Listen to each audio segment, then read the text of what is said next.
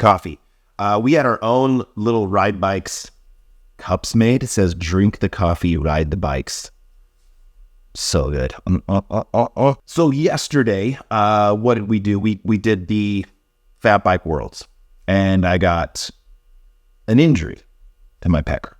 Dude, fucking feels like it's falling off. So today I'm going to tell you the next day, because it was a 2-day thing, a Saturday, Sunday, and the Sunday was an ice crit. It was what I was looking forward to the most. First order of business, don't freeze the willy. So what did I do? I double bagged it. Well, hello there. Do you get frostbite on the tip of your wiener? Well, we've got the Pecker Protector 3000. This innovative technology creates a wind seal right in front of your wiener.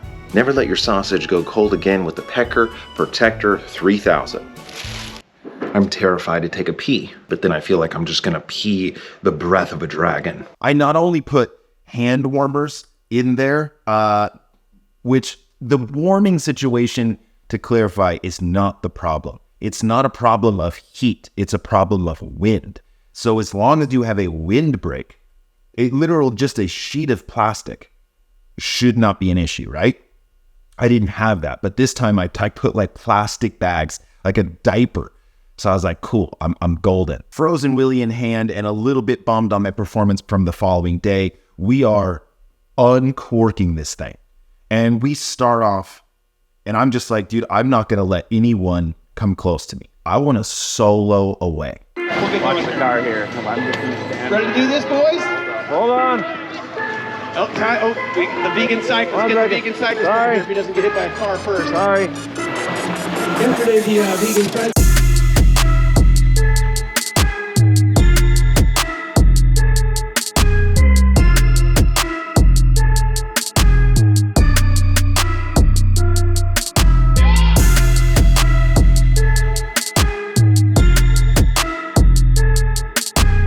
Now, there is some team tactics going on here. There was a prominent team. I did have a buddy of mine, Brian. He was there as well, Brian Davis. So I felt like I had him on my side. But we started off super hard. Most of the real heavy hitters from the Worlds race did not show up to this. But there was one guy there who had won last year, really good sprinter. So I'm like kind of marking him, and there's a little bit of tactics playing out in the beginning of this race. So my plan is a breakaway, and a team member of the guy that won last year, he goes up the road. And so obviously that guy's not going to chase his teammate. And I didn't know how strong the guy up the road was, but I just knew that the pack I was in was not going to be working together. And potentially this guy's just going to solo away. Like, I don't want to watch this race go away immediately. So I play this tactic to let that guy go far enough up the road to where there is a bridgeable gap. There's bridgeable gaps and there's non-bridgeable gaps. Like 20 seconds, especially at fat biking, not a bridgeable gap. You're soloing, you might die out, you might not make it. So I had to wait till like that 5 to 10 second gap, which in road is no big deal, but on fat bikes, huge deal. And then I just uncork it and give it everything I have. Just full sprint to make this bridge. Vegan cyclist. Chasing forward. Look at this corner. The vegan cyclist. I make the bridge, and it's me and one other, and he was very, very strong. I was on his wheel regretting that move. It was because this is the thing, is that with fat biking, it's really hard to recover because it's like you're riding in sand. Like, there's always constant pressure. There's no free watts with fat biking. And so it's really hard because if you spike your heart rate, you can't just coast or soft pedal. And the draft, because you're going slow, isn't that important, or it's like not that prominent. And so I'm blowing up in this guy's wheel, and I'm like, holy crap, dude, I might get dropped. I might be going backwards. So it took me a good 2 laps to sort of compose myself, which I'm really happy that he didn't attack me during that point. Later on, he was telling me, oh, dude, I was like ready to work for you. Corey doing all the work. The vegan cyclist sitting in behind him. like, yeah, but your teammate was behind us, you know? So then I was thinking you weren't going to work because your teammate was there. He was like, I don't care about my teammate, you know? Like, it would have been sick to get you the win. That was after the fact. In the moment, I'm just like, well, there's no way this guy's going to try to pull away from his teammate, right? So we're out riding hard for maybe 2-3 laps. And then the guy that won last year, he then makes his move. And he's coming, right? And so then I'm kind of stuck in a rock and a hard place of, well, there's 2 teammates. One is a break with me. One's bridging. But it's really hard to jump on the front and try to pull away and keep that gap, because then the other guy can just sit on my wheel. So I'm kind of in a situation where I'm screwed either way. Like, if I let this guy bridge to us, then it's 2 versus 1. But if I try to stay away from him, I'm just pulling his teammate to a win. So I wasn't in a great situation. And the way that I kind of thought of it is, I'm going to let this guy come up, and then I'm going to let those 2, because the rest of the field, gone. Just gone. It is just a 3-horse race at this point.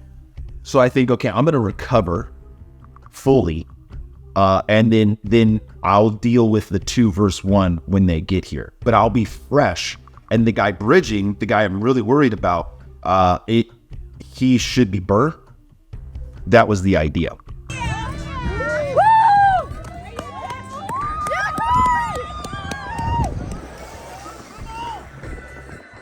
I'm going to go long. That's my plan. I'm going to try to catch them off guard. And there's a very technical section in the back that basically you like unclip. I mean, you can stay clipped in, but it's really slow.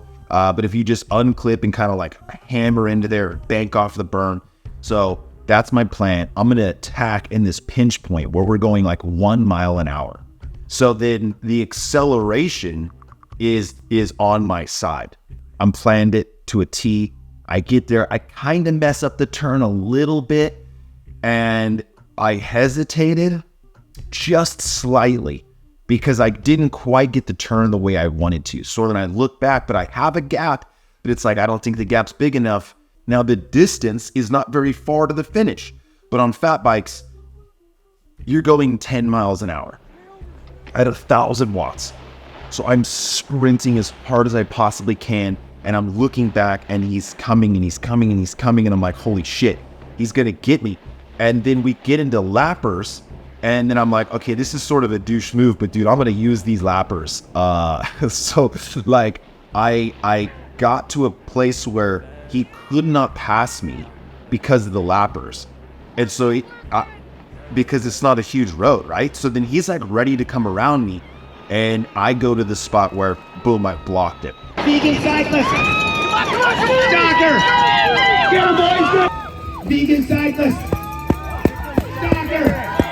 Get him, boys! Get him!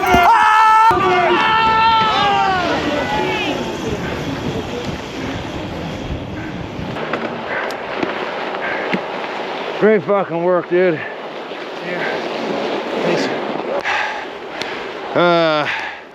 So close. I thought for sure I had him. Dang it, dude. He got me by a wheel. We came in so close, dude. Like, it lunged through the line. It was a very exciting race. I got second. Dude, so close to winning. I felt really good the whole time. And, just is what it is, man. We gave it our all and had an absolute blast. So people that get frostbite that don't lose their limbs, they will have circulation problems for potentially ever.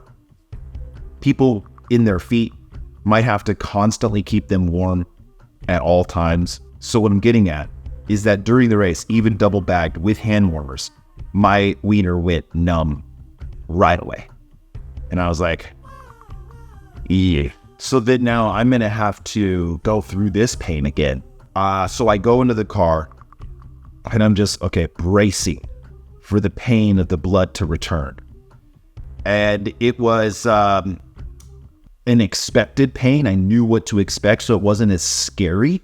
And it just was kind of like, okay, I know how to deal with this. I'm just going to try to put my consciousness on another planet while my body just goes 10 out of 10.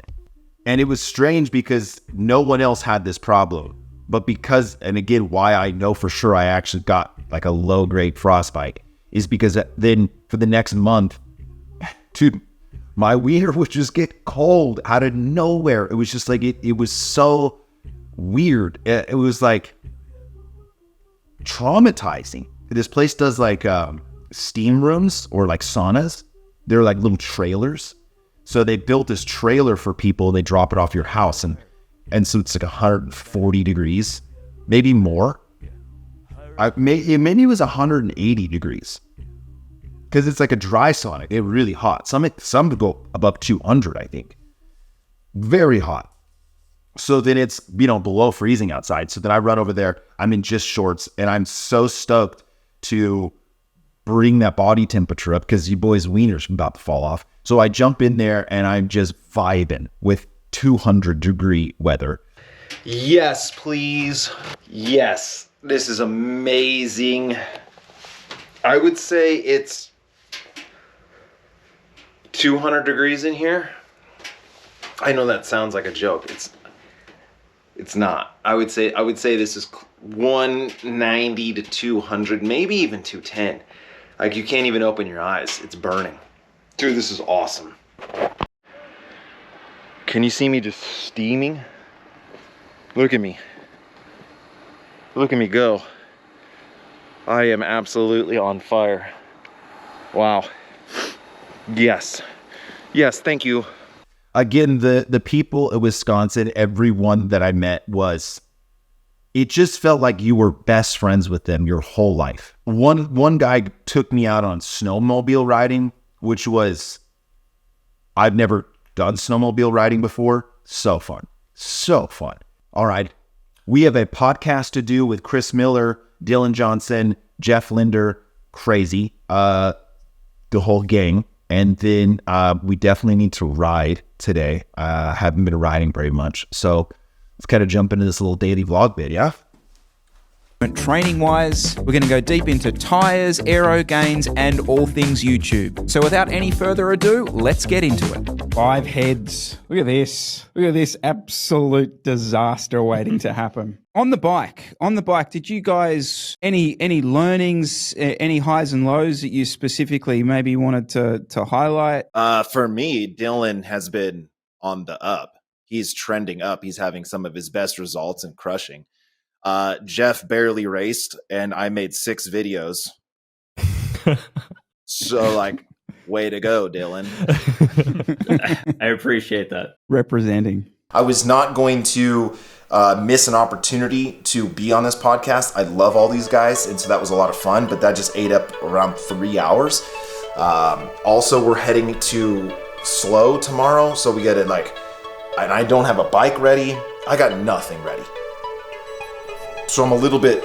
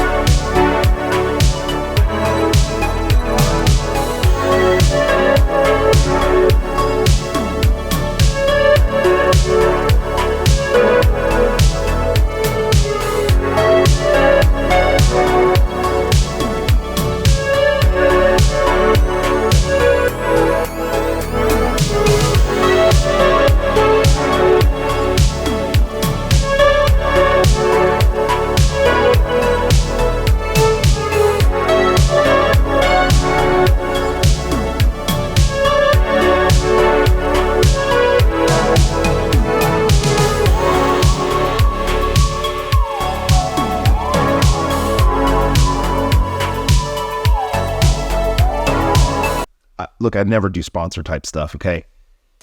I don't like ad reads or anything like that. You know that to be true. Nomad had hit me up and said, hey, do you ever use an Apple Watch? And I was like, no, I use Whoop. I don't think I want an Apple Watch. They were like, we'll just send you one. We'll see how it goes. They make bands for the Apple Watch. They make phone cases.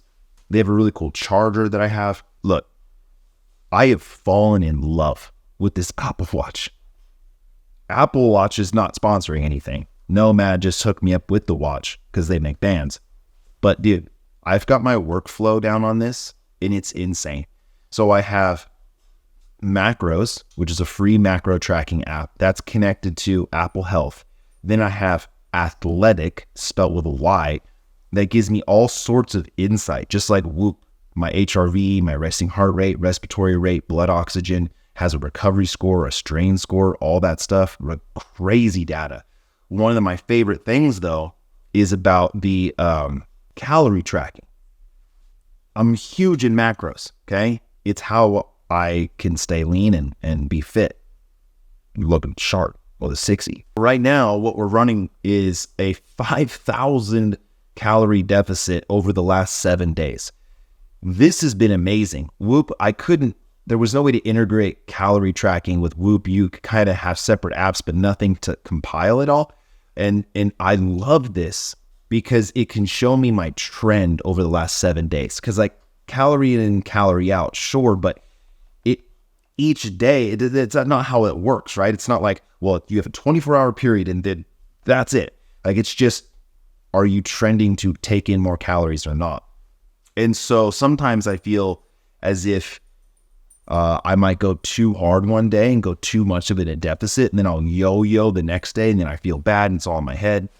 And so with this, it's really neat to see, just as long as I'm like trending, I could be in a surplus one day and a deficit in the next day. But as long as they're, it's like trending in a deficit, I'm stoked. I'm only at 1,500 calories for the day and 80 grams of protein, 76 grams of protein. So I'm at an 1,800 calorie deficit, which means that, dude, I can smash protein right now, smash the dinner that the wife made, no problem, guilt-free, and be stoked. Don't you think it'd be easier if you have a little notebook to make notes, like tonight talk about ice crit? Or like just things? Yeah, it would be. Real food is obviously what you want, right? This is rice and steamed broccoli. And then we do have this little like... Yours is sauteed. Sauteed broccoli. I steamed mine. The hard part for me is the tracking of the macros, which I know is so dumb. But if it's packaged, it's so easy to just scan it and then you're good.